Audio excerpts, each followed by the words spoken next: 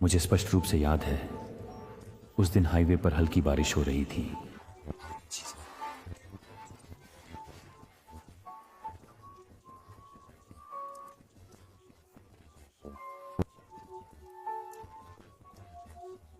मेरी भाभी और मैं गाड़ी की पिछली सीट पर कुछ देर बातें करने के बाद अपने अपने मोबाइल पर व्यस्त हो गए। जैसे ही मैं मोबाइल गेम में लीन था, मेरे मन में अचानक एक अनहोनी का एहसास हुआ। जैसे ही मैंने सिर उठाया, मैं और मेरी भाभी एक साथ चिल्ला उठे, बाय बाय।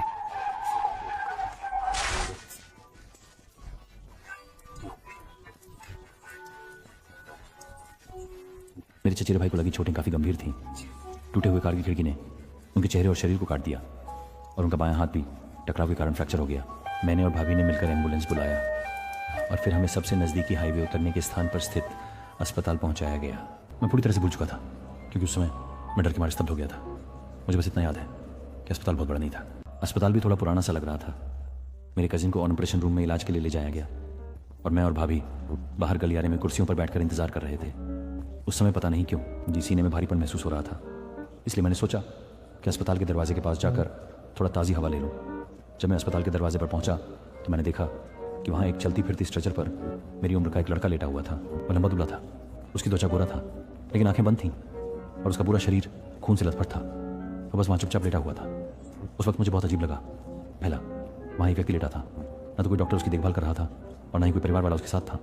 ऐसा लग रहा था जैसे उसे अकेला छोड़ दिया गया हो। दूसरा, वह सच में बेहोश था या फिर मर चुका था। उस वक्त हम दोनों के अलावा वहाँ कोई और नहीं था, इसलिए मेरी जिज्ञासा बहुत बढ़ गई और मैं वैसे ही उस लड़के को घूरने लगा। अचानक उस लड़के ने अपनी आंखें खोल दी और हमारी नजरें मिली। उसी क्षण मेरे दिल में एक ऐसी भावना उठी जिसे व्यक्त करना मुश्किल था। मैं न तो सिर्फ हैरान था बल्कि डर भी गया। इसलिए मैं मुड़कर अस्पताल के अंदर भागा और सीधे ऑपरेशन थिएटर के बाहर अपनी भाभी के पास पहुंचा। थोड़ी देर बाद ही मेरा मन शांत हो पाया। इस सड़क हादसे के बाद निस्संदेह छोटा सा अवकाश भी बिल्कुल मजेदार नहीं रहा। जब मैं स्कूल वापस लौटा तो और भी भयानक चीज़ों का सामना करना शुरू हुआ, जैसे कि भूत का दबाव। मुझे अभी पहली बार नींद के लकवे के अनुभव की स्थिति स्पष्ट रूप से याद है। हमारा हॉस्टल ऊपर बिस्तर और नीचे टेबल के डिज़ाइन का था। उस दिन समय की वजह से मैंने सोने का इरादा नहीं किया था, बस बिस्तर पर थोड़ी देर लेटने का सोचा। लेकिन जैसे ही लेटा और आंखें बंद की, अचानक पाया कि मैं अपनी आंखें फिर से खोलने में असमर्थ था। मेरा पूरा शरीर हिल नहीं पा रहा था। हालांकि मेरी चेतना पूरी तरह से जागरूक थी, लेकिन ये समझ नहीं पा रहा था कि आखिर हो क्या रहा है। अंततः मैं बस विवश होकर सोने के लिए मजबूर हो गया। दूसरी बार जब मुझे भूतिया अनुभव हुआ तो जैसे ही मैंने आंखें बंद की, मुझे अचानक से लगा कि कोई बिस्तर के नीचे से ऊपर चढ़ रहा है। धन्यवाद। तो मैंने सोचा कि ये कोई रूममेट मजाक कर रहा है। जब मैं गुस्से में बोलने के लिए तैयार हुआ तो पाया कि मैं ना तो हिल सकता हूँ और ना ही कोई आवाज़ निकाल सकता हूँ। इस बार मैंने सच में डर महसूस किया। अगले दिन जागने पर मैंने अपने रूममेट से पूछा कि क्या रात में कोई मेरे बिस्तर पर आया था मुझे परेशान करने। रूममेट्स के जवाब सुनकर मैंने सोचा कि शायद हाल ही में ज़्यादा थकान या तनाव की वजह से ये हो रहा है। जब तक मुझे ये एहसास नहीं हुआ कि किसी भी समय जब भी मैं बिस्तर पर लेटकर आंखें बंद करता हूँ, चाहे मैं सोना चाहूँ या नहीं, हमेशा अनचाही नींद आ जाती थी। उसके बाद कुछ समय बाद मैं सोने से डरने लगा, भले ही दिन में हो। जब रूममेट्स दोपहर की नींद लेते, मैं उनके साथ आराम करने की हिम्मत नहीं कर पाता था। रात में जब रूममेट्स सो जाते तब भी मैं बिस्तर पर जाने की हिम्मत नहीं करता था। केवल बिस्तर के आसपास चक्कर लगा सकती थी। जब तक कि मैं पूरी तरह से थक न जाऊं, तब मजबूर होकर बिस्तर पर सोने जाती। हर दिन मैं नींद में लकवाग्रस्त होती, फिर भी खुद को समझाती रहती। पहली बात, क्योंकि मैं इन अंधविश्वासों पर विश्वास नहीं करती, और दूसरी बात, हो सकता है यह नींद में लकवे के लक्षण हो, इसमें कोई वास्तविक हानि नहीं है। इसलिए इसके बाद के दिनों में मैंने इसे नजरअंदाज कर दिया और पता नहीं कब तक यह चला। यह घटना धीरे धीरे गायब हो गई, जब तक कि 2016 में तीसरे वर्ष की गर्मियों की छुट्टियों में मैं और मेरे माता पिता हमारे नए घर में नहीं चले गए। हमने एक ऐसे घर में शिफ्ट किया जो 2 मंजिला था और जोड़ा गया था। मेरे माता पिता नीचे रहते थे और मैं ऊपर रहता था।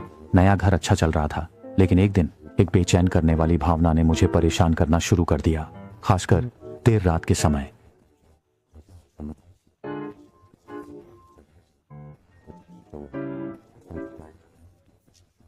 मुझे अपने माता पिता के साथ सोने में संकोच हो रहा था, इसलिए मुझे पर्दे खींचकर लाइट जलाकर सोना पड़ता था। लेकिन लगातार कुछ दिनों तक जब मैं सुबह उठता तो पाता कि मेरी लाइट बंद हो चुकी थी और पर्दे खुले हुए थे।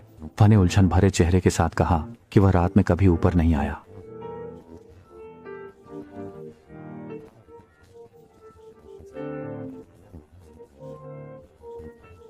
इस मामले में मेरी माँ का मुझसे मजाक करने या झूठ बोलने की कोई जरूरत नहीं है। और वैसे भी उन्हें इसके बारे में बिल्कुल नहीं पता।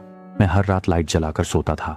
जब उसे पता चला कि मैं डर की वजह से रात को लाइट ऑन रखता हूँ तो उसने बेरहमी से मेरा मजाक उड़ाया। और उस समय मेरे जो सपने थे वो धारावाहिक की तरह उतार चढ़ाव भरे थे। भले ही आधी रात को जाग जाता, सपनों में पहले से चल रहे घटनाक्रम से आसानी से जुड़ सकती थी।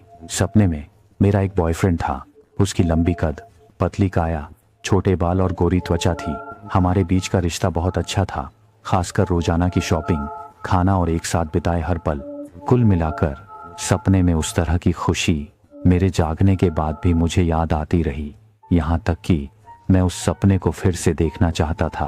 पहले भी मैंने प्यार किया था और खुशियां महसूस की थीं, लेकिन सपने में जो अनुभव हुआ वह उससे कहीं बेहतर था।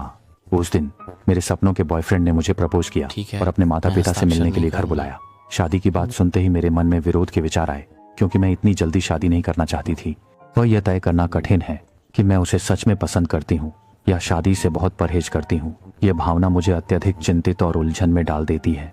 मन में हमेशा कोई आवाज बताती रहती है कि शादी मत करो। अंत में दिल की कई तरह की जद्दोजहद के बाद मैंने आखिरकार फैसला किया कि मुझे अपनी भावनाएं स्पष्ट करनी चाहिए। मैंने उससे कहा, मुझे माफ करना, मैं इतनी जल्दी शादी नहीं करना चाहता। उसने बस हल्की सी आह भरी और धीरे से कहा, ठीक है। उसकी प्रतिक्रिया मिलने के बाद मुझे बेहद राहत महसूस हुई। जब मैं जागा तो मुझे एक अवर्णनीय खुशी महसूस हुई। उस दिन के बाद से मैंने उसे कभी सपने में नहीं देखा। मेरी जो पहले चंचल और हंसमुख प्रवृत्ति थी वह धीरे धीरे उदासीनता में बदल गई। मुझे किसी भी चीज में भाग लेने या रुचि लेने की इच्छा नहीं होती। कभी कभी अचानक ये ख्याल आता है कि जीना वाकई बोरिंग है और जीवन का कोई मतलब भी है या नहीं, जैसी नकारात्मक सोच आने लगती है।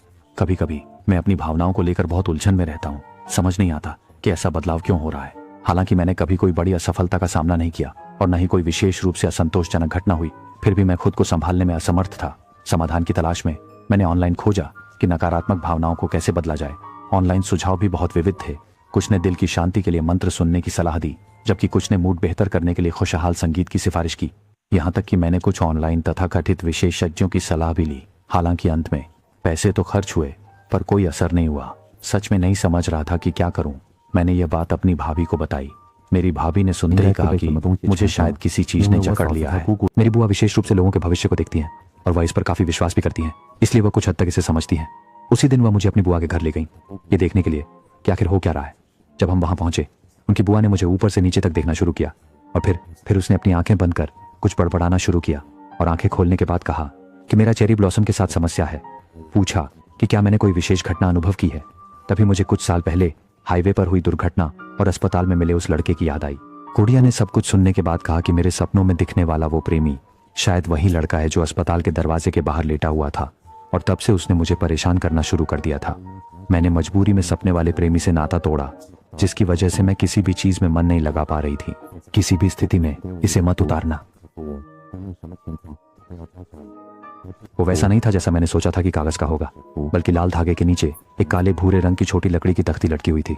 पता नहीं वो आड़ू की लकड़ी थी या किसी और लकड़ी की, लेकिन मैंने उसे लिया और तुरंत पहन लिया। इसके बाद मैंने यहाँ तक कि नहाते समय भी इसे उतारने की हिम्मत नहीं की। सोचने पर यह वाकई अजीब लगता है।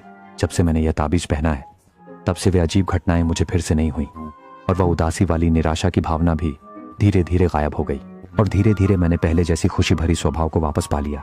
लेकिन अब जब मैं वापस सोचता हूँ तो मन में थोड़ा डर सा लगता है। उस वक्त मैंने कोई भी असामान्य काम नहीं किया था, नहीं तो मुझे सच में नहीं पता होता कि मैं अपने माता पिता का सामना कैसे करता। ये कहानी मैं आप सभी के साथ साझा करने जा रहा हूँ।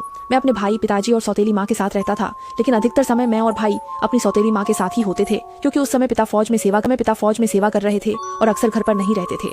जब मैं लगभग 5 साल का था, हम एक बहुत पुराने बड़े घर में चले गए। इस घर की 3 मंजिलें थीं। इसमें अटारी और तहखाने को शामिल नहीं किया गया है और बहुत सारे कमरे हैं। उस समय मेरा सबसे बड़ा मजा हर कमरे की खोज करना था। सबसे मजेदार जगह अटारी थी, जहाँ बहुत सारे खूबसूरती से बनाए गए गुड़िया रखे हुए थे, जैसे कपड़े के गुड़िया, चीनी मिट्टी के गुड़िया। शायद मकान मालिक ने इसे छोड़ा था। एक लड़की होने के नाते बेशक मैं उन गुड़ियों में अधिक रुचि रखती थी जो रिबन से सजी हुई थी और तितली आकार के बंधन पहने हुए थी। मुझे याद है एक लाल बालों वाली, हरी आंखों वाली गुड़िया जो नीले रेशमी ड्रेस पहने हुई थी। मैंने पापा से अनुरोध किया कि मुझे इसे अपने कमरे में ले जाने दें ताकि मैं हर दिन इसे गले लगाकर सो सकूं, लेकिन पापा ने मना कर दिया। उन्हें चिंता थी कि कहीं मकान मालिक की चीजें खराब ना हो जाएं और मकान मालिक जमानत राशि रोक ले। फिर उन्होंने अटारी का दरवाजा बंद कर दिया ताकि मैं वहां दोबारा खेलने न जा सकूं। 1 महीने के बाद मैं उस लाल बालों वाले गुड़िया को लगभग भूल ही गई थी। आमतौर पर मैं अपने साधारण खिलौनों के साथ ही खेलती थी, जब तक कि एक दिन हम पापा को बिजनेस ट्रिप पर भेजने नहीं गए। उसके बाद से मैं लगभग हर पल, चाहे खाते समय हो या सोते समय, उस गुड़िया को पकड़कर रहती थी, जब तक पिताजी घर वापस नहीं आए और उस गुड़िया को देखकर बहुत गुस्सा हो गए। उन्हें लगा कि मैंने वह गुड़िया चोरी से बाहर ले ली थी। फिर उन्होंने गुड़िया को ले जाकर वापस अटारी में रखने का सोचा, लेकिन पाया कि अटारी का दरवाजा तो अच्छी तरह से बंद था और केवल उनके पास चाबी थी। उन्हें लगा कि यह निश्चित रूप से मैं नहीं हूँ जिसने गुड़िया को बाहर निकाला। फिर उन्होंने मेरे भाई पर शक किया कि उसने मेरी मदद की होगी। उस रात पापा फिर से काम पर बाहर चले गए, लेकिन जो गुड़िया पापा ने अटारी में बंद कर रखी थी वो फिर से मेरे बिस्तर पर लौट आई। इस बार मैं खुश नहीं थी, बल्कि बहुत डरी और चिंतित थी। फिर मैंने अपनी सौतेली माँ को बताया और उन्हें लगा कि हमने दोनों कहीं से चाबी छुपा कर रखी और उस गुड़िया को फिर से बाहर निकाल लाए। उस रात जब पिताजी वापस घर आए तो मैं बहुत डरी हुई थी। उन्होंने मुझसे और मेरे भाई से एक भी शुभकामना का शब्द नहीं कहा, बस हमें खूब डांट लगाई। जब वह फिर से काम के लिए बाहर जा रहे थे तो इस बार मैंने उन्हें विदा करने नहीं गई और अपने कमरे में अकेली बैठकर गुस्सा करती रही। मुझे अपने पैरों के पास कुछ महसूस हुआ।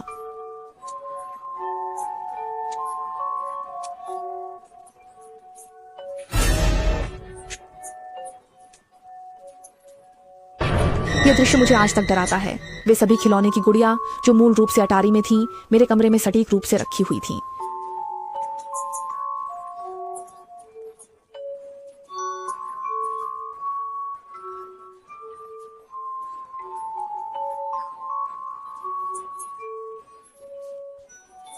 बचपन में मेरे माता पिता ने कभी उस घर की उत्पत्ति के बारे में नहीं बताया। बाद में मुझे पता चला कि उस घर के पहले मालिक की एक बेटी थी जो लगभग 8 साल की उम्र में गुजर गई थी।